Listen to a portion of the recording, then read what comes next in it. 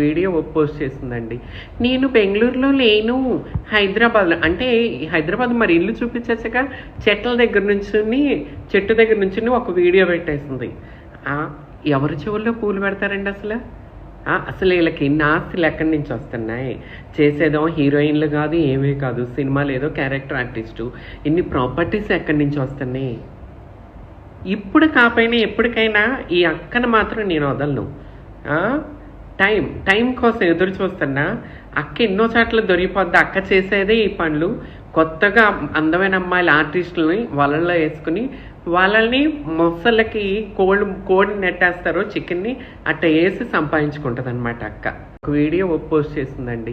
నేను బెంగుళూరులో లేను, హైదరాబాద్లో. అంటే హైదరాబాద్ మరి ఇల్లు చూపించచ్చుగా, చెట్ల దగ్గర నుంచుని చెట్టు దగ్గర నుంచుని ఒక వీడియో పెట్టేసింది.